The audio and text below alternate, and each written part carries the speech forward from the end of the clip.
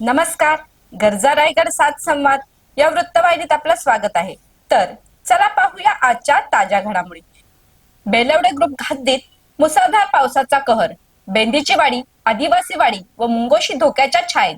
डोंगर सरकले, घरांना भेगा. 28 कुटुंबाचे स्थलांतर. अधिकारी न पोहोचल्याने ग्रामस्थ संतप्त.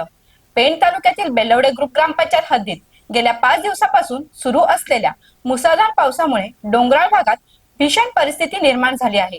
बेंदीची वाडीतील आदिवासी वाडी तसेच मुंगोशी परिसरात डोंगराला मोठे तडे गेल्याने दरड कोसळण्याचा धोका निर्माण झाला असून अनेक घरांना भेगा पडल्या आहेत. संभाव्य अनर्थ टाळण्यासाठी येथील 28 कुटुंबातील सुमारे 80 ते 85 नागरिकांना सुरक्षित स्थळी हलविण्यात आले आहे. बेंदीची वाडी परिसरातील डोंगराला मोठ्या प्रमाणात तडे गेले असून राजीप, वडाचा दांड, शोले मार्गालाही भेगा पडल्या आहेत. अनेक ठिकाणी जमीन सरकल्याचे स्पष्ट दिसून येत असून डोंगरातून दगड घसरत असल्याने ग्रामस्थांमध्ये भीतीचे वातावरण आहे. तर मुंगोशी येथेही दरड कोसळल्याने परिसर धोकादायक बनला आहे. परिस्थितीचे गांभीर्य ओळखून बेलवडे ग्रुप ग्रामपंचायतीचे सरपंच हरेश पाटील तसेच भाजप युवा मोर्चाचे पदाधिकारी प्रवीण पाटील यांनी तातडीने ग्रामस्थांना स्थलांतरित केले. तसेच बाधित कुटुंबासाठी अन्न व पिण्याच्या पाण्याची व्यवस्था करण्यात आली आहे.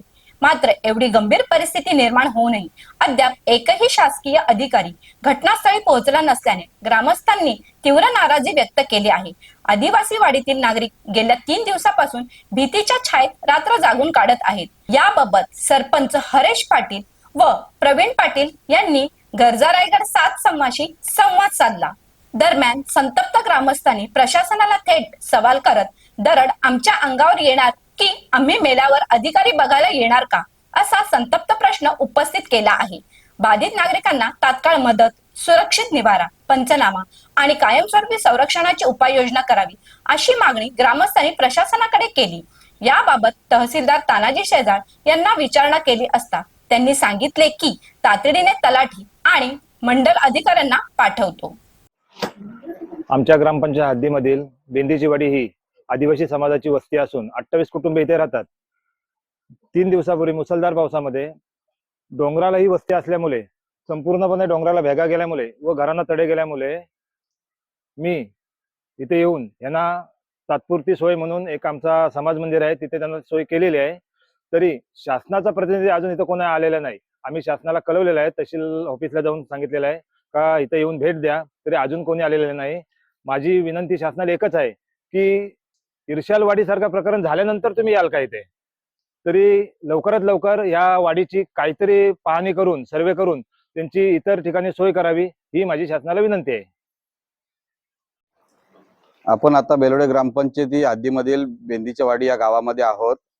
या गावामध्ये वाडीवरती पाठीमागं बघितलं डोंगर आहे, डोंगरावरती पूर्ण वाडी बसलेली आहे. 3 दिवसापूर्वी जो अतिमुसळधार पाऊस झाला, जी अतिवृष्टी झाली त्याच्यामध्ये पूर्ण डोंगराला भेगा गेलेल्या आहेत. लोक मरण्याची शक्यता आहे. कुठल्याही प्रशासनापैकी कुठलाही प्रतिनिधी आजपर्यंत आलेला नाही. सरपंच साहेब आम्ही ग्रामस्थांनी मिळून त्यांना दुसरीकडे स्थलांतरित केलेलं आहे, त्यांची व्यवस्था केलेली आहे. मात्र प्रशासन इथंशी जीव गेल्यानंतर येणार आहे का हा आमचा प्रश्न आहे. प्रशासनाचं काम काय आहे की जिथेशी कुठेशी अडचणी असतील आम्हाला हेल्पलाईन नंबर दिलेला आहे. तहसीलदार साहेबांना आम्ही फोन करतोय, तहसीलदार साहेब आमचे फोन कट करतायत. मग आमचा प्रशासनाचा किंवा सरकारचा प्रतिनिधी ते आम्हाला मारण्यासाठी वाऱ्यावर सोडलेला आहे का? ठीक आहे, सगळीकडे वादाल वारा आहे, पण आम्ही सुद्धा माणसं आहोत, आमच्याकडे सुद्धा बघितलं गेलं पाहिजे ही आमची इथेची मागणी आहे. इथल्या लोकांना कुठे स्थलांतरित करायचं, पुढचे त्यांचं नियोजन काय करायचं हे सर्व ही अधिकारी प्रशासनाचे आहेत. मला प्रशासन अजूनपर्यंत झोपलेलं आहे का हा आमचा प्रश्न आहे. अशाच अनेक ताज्या घडामोडी पाहण्यासाठी गरजा रायगड सात संवाद या वृत्तवाहिनीला सबस्क्राईब करून बेल आयकॉनवरती क्लिक करा. धन्यवाद.